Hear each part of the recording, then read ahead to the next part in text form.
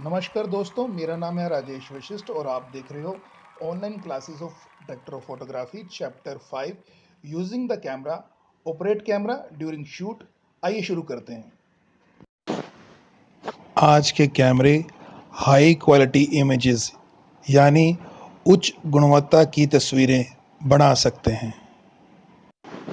सही तकनीकों के साथ आप दिलचस्प और प्रेरित करने वाली तस्वीरें तैयार कर सकते हो।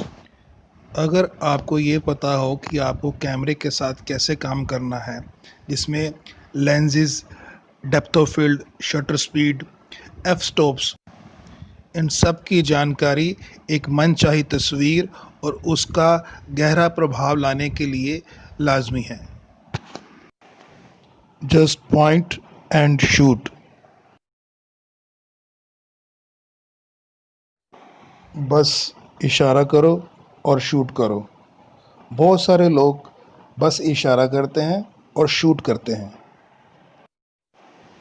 वो ये मानते हैं कि कैमरे को ऑटोमेटिक मोड पर चालू रख दो और इसलिए वो इसकी कोई चिंता नहीं करते।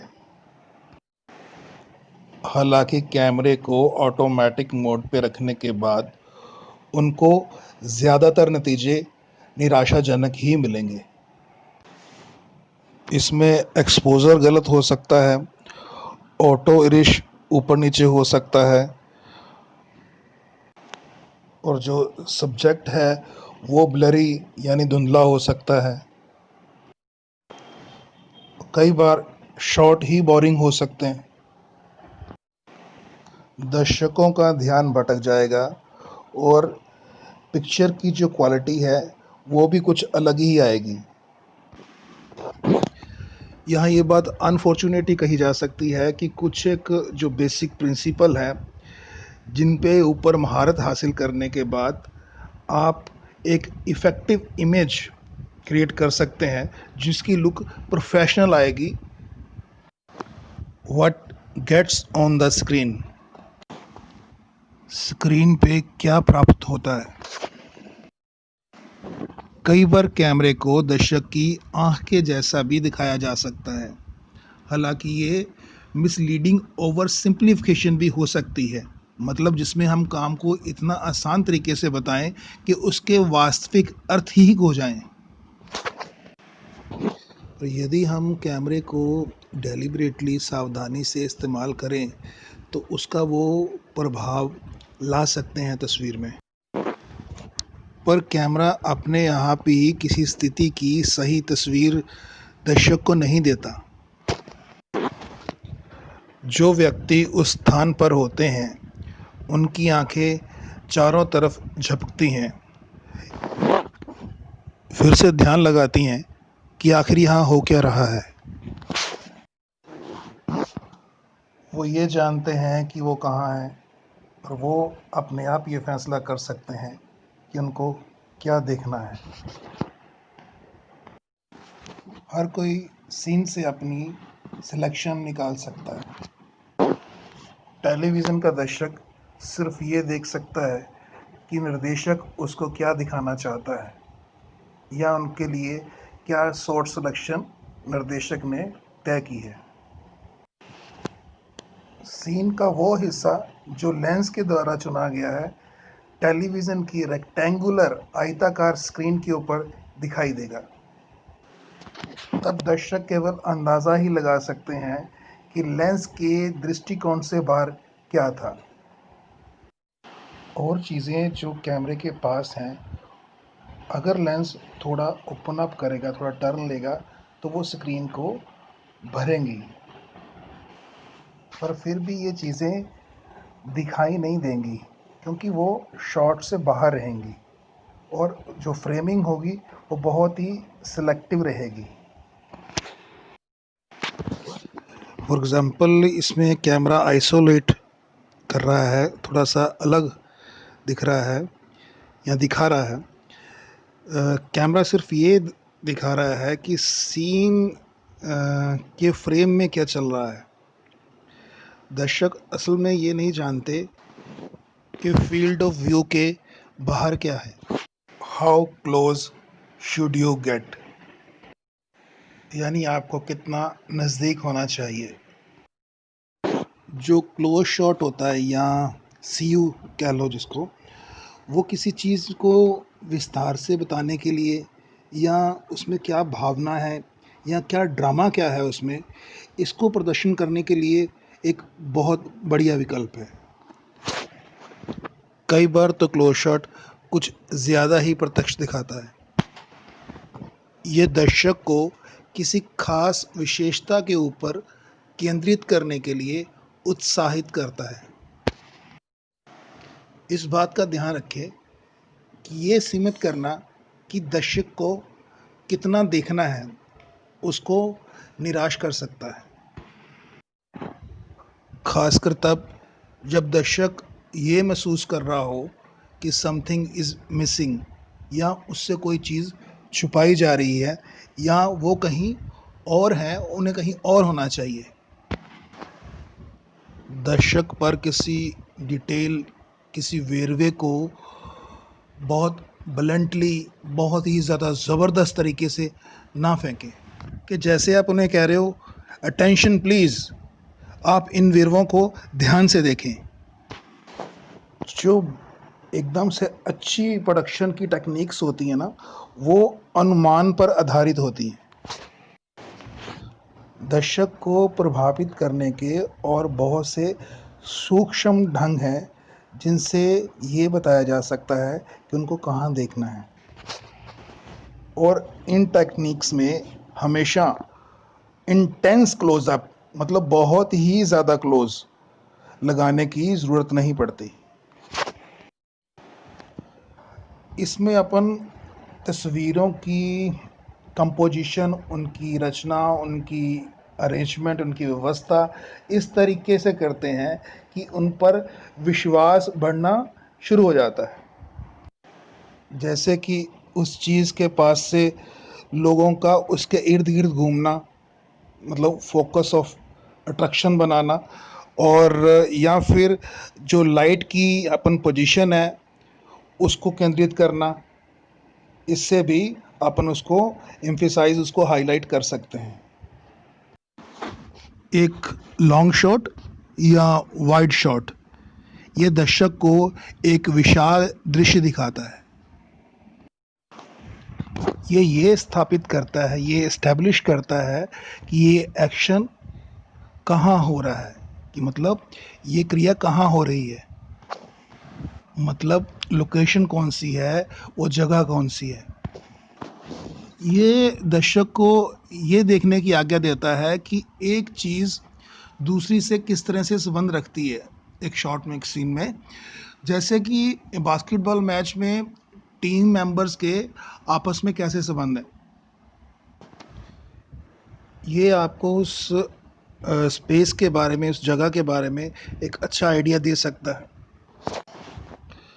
जब तक एक डायरेक्टर ही उसको किसी गलत परिप्रेक्ष्य में ना दिखाए। जैसे कि जहाँ नॉर्मल लेंस से काम हो सकता था, वहाँ वाइड एंगल लेंस लगा दे तो उसको एक अतिरिक्त जो उसका पर्सपेक्टिव है वो ना दिखाना शुरू कर दे। कुल मिला के इस तरह का जो व्यू होता है, जो दृष्टिकोण होता है, उसके नुकसान ही होते हैं। एक तो दर्शक जो है वो सब्जेक्ट की जो डिटेल है वो स्पष्ट तौर पर नहीं देख पाता। दर्शक ये तो देख रहा होता है कि वो कितनी गति के साथ, कितनी स्पीड के साथ बाल के पीछे भाग रहा है, पर उसको गिराने के बाद उसका क्या एक्सप्रेशन है ये देख नहीं पाता। जब हम लोगों के साथ शूट करते हैं तो शूटिंग कितने लोगों के साथ की जा रही है उसको ध्यान में रखते हुए क्लासिफाइड यानी वर्गीकृत होती है। एक्सट्रीम क्लोज़अप ECU और XCU और बिग क्लोज़अप और BCU, ये डिटेल शॉट होता है। आगे इसके बाद है क्लोज़अप। ये जी आमतौर पर जो हेड के ऊपर या यूँ कह लो चेस्ट के ऊपर का जो शॉट है उसको कहते हैं। उसके बाद है मीडियम शॉट और मिड शॉट या MS। इसमें बॉडी कट है जो नीचे या कमर के जस्ट ऊपर वाला जो हिस्सा है उसको मिड शॉट में गिना जाता है। लॉन्ग शॉट LS और वाइड शॉट WS। ये जो है जर्नली जो पूरा पर्सन, जो एक पूरा सामने आदमी खड़ा है उसको फ्रेम में रखने का, या फिर थोड़ा सा उसके सर से ऊपर और पाँव के थोड़ा सा नीचे, मतलब बॉडीली सर से पाँव तक और सर से थोड़ा सा ऊपर और पाँव से थोड़ा सा नीचे जब स्पेस मिलती है तो हम उसको लॉन्ग शॉट या वाइड शॉट कहते हैं। यूरोपियन टर्म में लॉन्ग शॉट को हम किसी पर्सन का फुल शॉट भी कहते हैं, यानी FS। एक्सट्रीम या एक्स्ट्रा लॉन्ग शॉट, या इसको कह लो ELS या XLS, या फिर वेरी लॉन्ग शॉट जिसको अपन VLS भी कहते हैं। ये हमें सब्जेक्ट के ऊपर और नीचे एक सिग्निफिकेंट स्पेस, एक महत्वपूर्ण एरिया या जगह दिखाता है।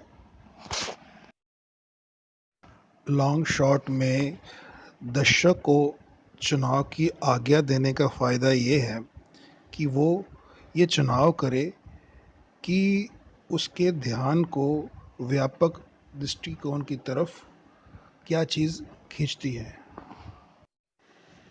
पर ये उन्हें इर्द गिर्द सोचने की कोशिश करने की ताकत देती है। इसके बारे में ध्यान लगाने की बजाय जो भी उनकी दिलचस्पी को पकड़ता है उस बारे ख़ास नुक्ता जो प्रोग्राम इस पे बनाने की कोशिश कर रहा है वो पल। मतलब वाइड शॉट में जो दर्शक है वो अपने तरीके से, क्योंकि देखने के लिए उसको बहुत कुछ होता है, तो किसी एक ख़ास चीज़ के ऊपर जो उसकी दिलचस्पी का बायस बनता है उसके बारे में सोचना शुरू कर सकता है, बजाय इसके कि डायरेक्टर ने क्या सोचकर ये सीन कंसीव किया हो या किस चीज़ को वो हाईलाइट करना चाह रहा है। दर्शक अपने हिसाब से कुछ चीज़ों के ऊपर केंद्रित करना शुरू कर देता है। इंटरनेट के ऊपर प्रयोग होने वाले वीडियोस को संकुचित करना, कंप्रेस करना से उसकी पूरे वीडियो की क्वालिटी बिगड़ जाती है, ख़राब हो जाती है। जब कभी भी आप वीडियोस को कंप्रेस करोगे, संकुचित करोगे, तो आपको क्वालिटी की, गुणवत्ता की कुर्बानी देनी ही पड़ेगी। ये कुछ ध्यान में रखने लायक नुक्ते हैं कि जब कभी भी आप ऐसा शूट करो जो इंटरनेट पे प्रसारित हो तो इन चीज़ों को ध्यान में रखें। एक तो अपनी ज़रूरत से ज़्यादा कैमरा मोशन का उपयोग ना करें, क्योंकि जब कभी भी आप कैमरा मोशन उपयोग में लाओगे तो जो उसका रिज़ल्ट होगा वो संकुचन वाला ही होगा, कंप्रेस्ड ही होगा।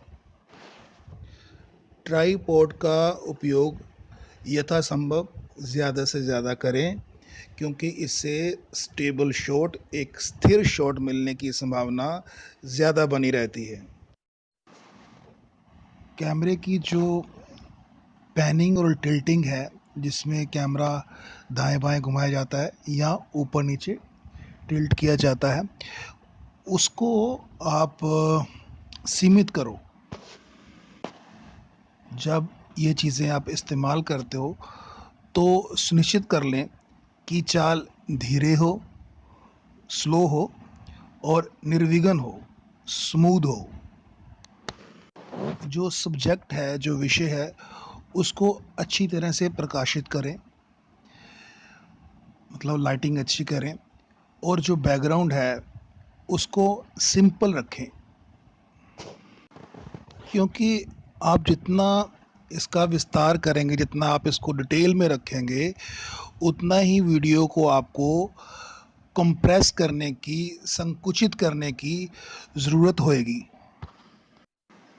हाउ मच कैन वी सी, हम कितना देख सकते हैं। एक कैमरा किसी सीन को कितना दिखाएगा, उसके लिए वो कुछ फैक्टर होते हैं, कुछ कारक होते हैं, उस पर निर्भर करता है। एक है कैमरे का व्यू पॉइंट, दृष्टिकोण। इसको हम एंगल या कैमरे का कोण भी कह सकते हैं।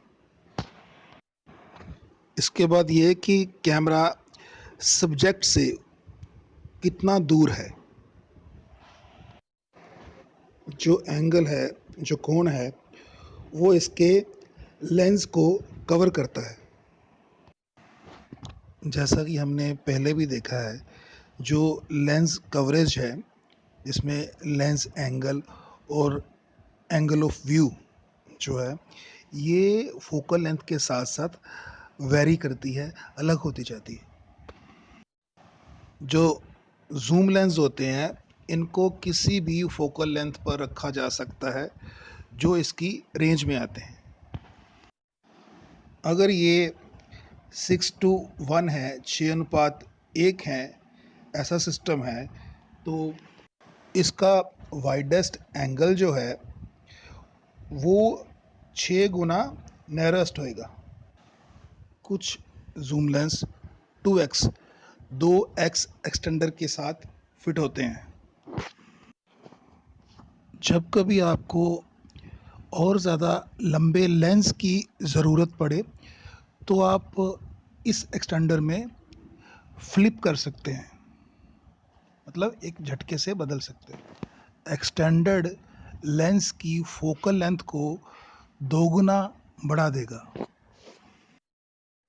जबकि यहाँ ध्यान रखने वाली बात ये भी होगी कि यहाँ हल्का लाइट लॉस होगा।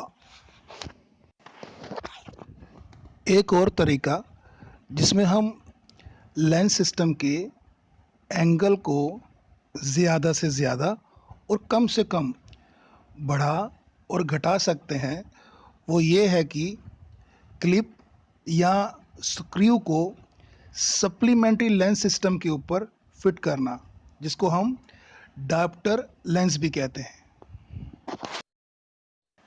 यहाँ हमारे पास इसी उद्देश्य के लिए टेलीफोटो और वाइड एंगल कन्वर्जन लेंसेज, ये दोनों ही उपलब्ध हैं। हालांकि यहाँ हल्का लाइट लॉस हो सकता है, जो कि डायोप्टर पर निर्भर करता है। देखिए, 2x एक्सटेंडर लेंस के एक तरफ स्थित है। Wide angle lens adapter.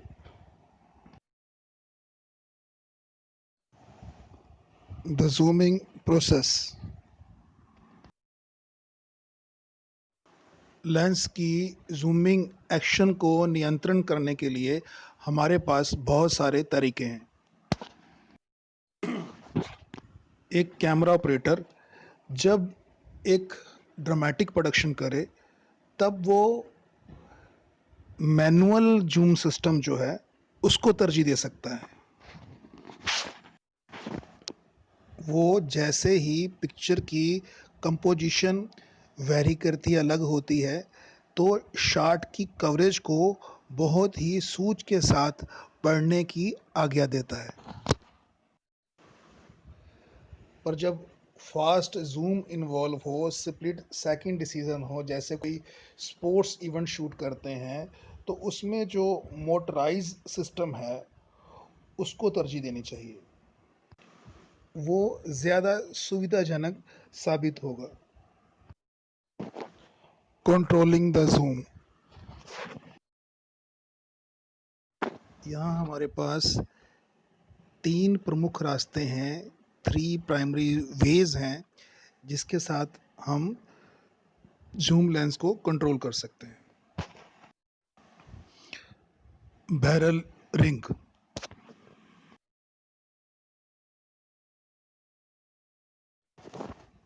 Lens barrel के रिंग को घुमाने के साथ ही जूम लेंस की फोकल लेंथ बदल जाती है।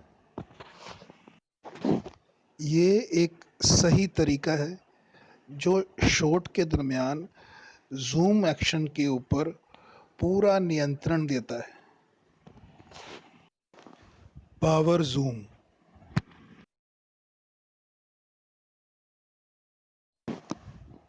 बहुत सारे ज़ूम सिस्टम को टू वे रोकर स्विच के साथ भी नियंत्रित किया जा सकता है, जो एक छोटी मोटर को एक्टिवेट करता है, सरगर्म करता है।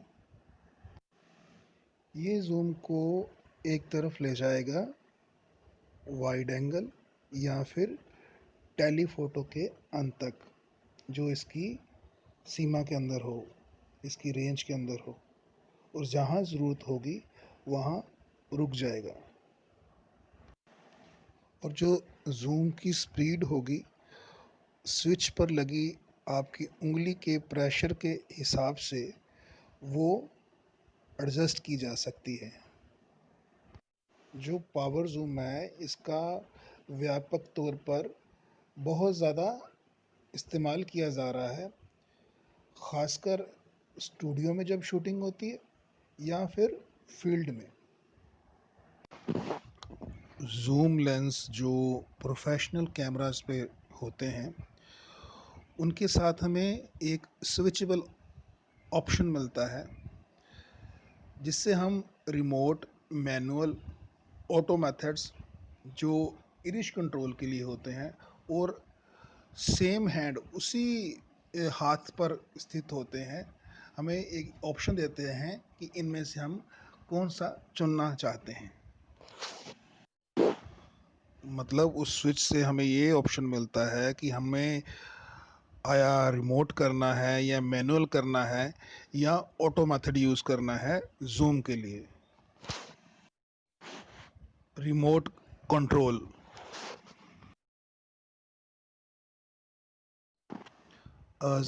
ज़्यादातर कैमरों के साथ रिमोट कंट्रोल यूनिट्स उपलब्ध हैं। वो कैमरा ऑपरेटर को कैमरे के पीछे से लेंस को जूम करने की आज्ञा देते हैं। ये जो यूनिट होता है आमतौर पर ये ट्राइपॉड आर्म जो होती है, जिसको हम पेन बार भी कहते हैं, उस पर माउंट किया गया होता है। जूमिंग जो होती है वो बस तस्वीर को बढ़ाती है या घटाती है। ये तस्वीर में चेंजेस लेके नहीं आती हैं, तब्दीलियाँ लेके नहीं आती हैं, ख़ासकर तब जब डॉली को सीन में आगे या पीछे किया जाता हो। जितना हम फोकल लेंथ को बढ़ाते हैं उतना ही लेंस एंगल को तंग करते हैं। मतलब हम स्क्रीन के छोटे से छोटे सेक्शन को या भाग को भर रहे होते हैं, मतलब लेंस को नैरो, संकीर्ण या तंग कर रहे होते हैं। इस तस्वीर में जूम और डॉली में अंतर दिखाया गया है।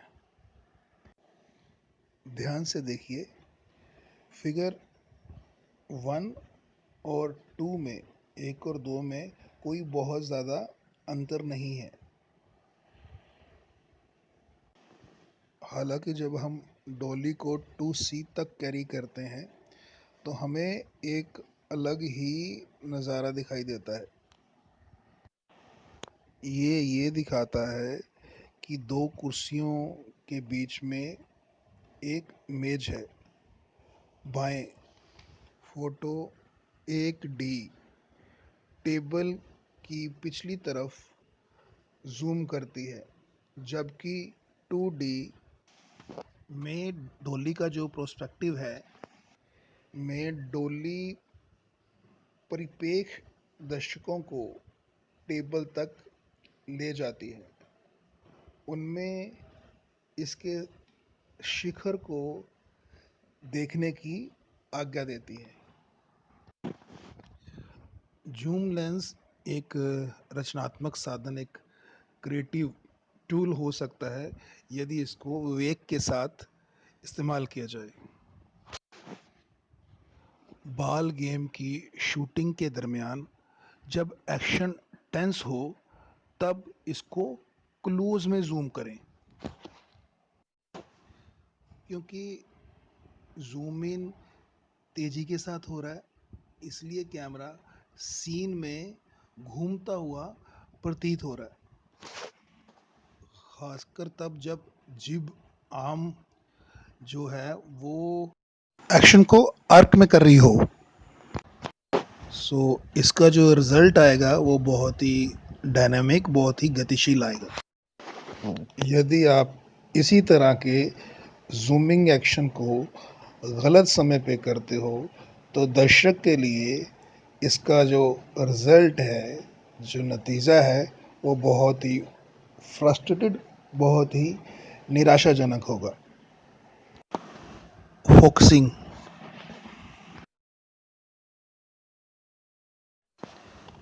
दर्शक के ध्यान को निर्देशित करने के लिए फोकस एक अविश्वसनीय, एक इनक्रेडिबल, एक इफ़ेक्टिव टूल है। दर्शक की आँख हमेशा तस्वीर के उसी हिस्से पर आकर्षित होती चली जाती है जो फोकस में होता है। इसका मतलब ये कि फोकस, डेप्थ ऑफ फील्ड और लेंसेज का ज्ञान, उसकी नॉलेज होना बहुत ही एसेंशियल है, बहुत ही ज़रूरी है अगर कैमरा ऑपरेटर को या निर्देशक को एक कैमरे को लेकर एक क्रिएटिव टूल, एक रचनात्मक साधन जिसमें कैमरा एक स्टोरी टेलिंग, कहानी जो बयान करे, ऐसे साधन के रूप में अगर इस्तेमाल करना है तो सबकी नॉलेज होना ज़रूरी है। यहाँ ऐसी बहुत सारी टेक्निक्स हैं जो कैमरा ऑपरेटर एक्शन को फोकस में रख के कैप्चर करने के लिए इस्तेमाल करते हैं।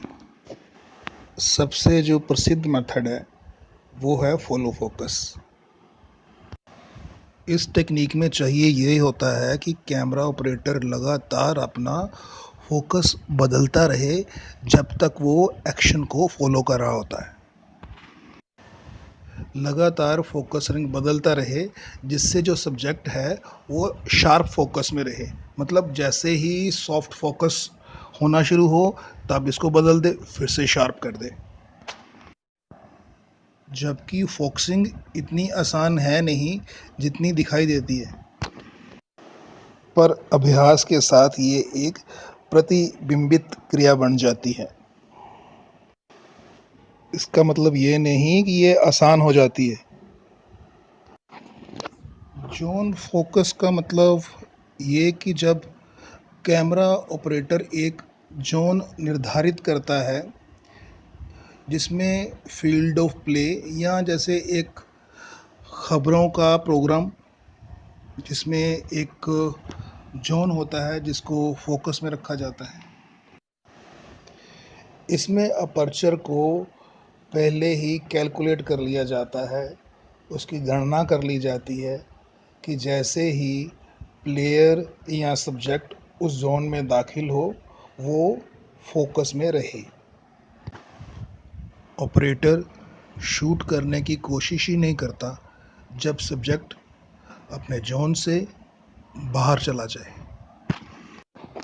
जो सीन शूट करना है उसकी रिकॉर्डिंग से पहले कैमरा ऑपरेटर जब ये डिसाइड करता है कि उसने सब्जेक्ट के ऊपर फोकसिंग कैसे करनी है, उसको प्री फोकसिंग कहा जाता है। इसकी उदाहरण के लिए हम लोग एक टॉक शो को ले लेते हैं जिसमें होस्ट, उसका जो मेज़बान है, वो ये चाहता है कि एक स्टिल फोटोग्राफ को दर्शक को दिखाया जाए। आमतौर पर जो होस्ट है उस पिक्चर को एक स्टैंड पे रखेगा जो उसके डेस्क पर स्थित होगा। क्योंकि वहाँ लगे कैमरों में से एक कैमरा उस स्टैंड के ऊपर प्री फोकस कर रहा होता है, जिससे वो एकदम से फ्रेम में आ जाए और फिर फोकस में आ जाए। प्री फोकसिंग की ज़रूरत तब भी पड़ती है जब कभी ज़ूम लेंस को इस्तेमाल किया जाता है। हम बाद में भी प्री फोकसिंग के ऊपर चर्चा जारी रखेंगे। जो लेंस है उन सब्जेक्ट के ऊपर फोकस नहीं कर सकता जो इसकी मिनिमम फोकस डिस्टेंस, जिसको एमएफडी या एमओडी भी कहते हैं, उससे ज़्यादा नज़दीक हों। टेलीफोटो लेंस के पास थोड़ी बहुत एमएफडी हो सकती है। ये 1 फुट या यूं कह लो कि आधा रास्ता होगा। अब इस थोड़ी बहुत एमएफडी से भी नज़दीक जो सब्जेक्ट होगा उस पर फोकस करना संभव नहीं है।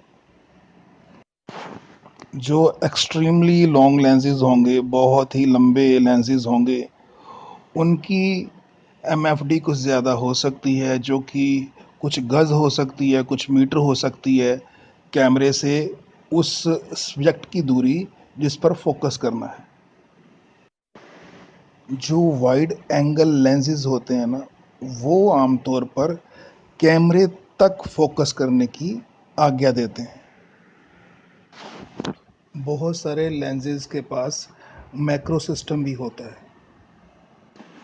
जो इस तरह से डिज़ाइन किए गए होते हैं जिससे कि एक शार्प इमेज मिले, इतनी शार्प कि जैसे कि वो लगभग लेंस की सतह तक हो। हालांकि जब सब्जेक्ट इतना पास हो तब कैमरे की परछाई से बचना मुश्किल हो जाता है। जैसे जैसे सब्जेक्ट कैमरे के नज़दीक चला आता है तब जो डेप्थ ऑफ फील्ड है वो शैलोअर, छिछली होती चली जाती है। इसलिए फोकसिंग मोर क्रिटिकल या और ज़्यादा नाजुक हो जाती है। सब्जेक्ट की शार्पनेस में कितनी ज़्यादा गिरावट आई है, ये इस बात पे निर्भर करता है कि उसमें जो उसकी फाइन डिटेल है या टोनल कंट्रास्ट है उसका सब्जेक्ट का, वो कितनी मात्रा में आ रहा है।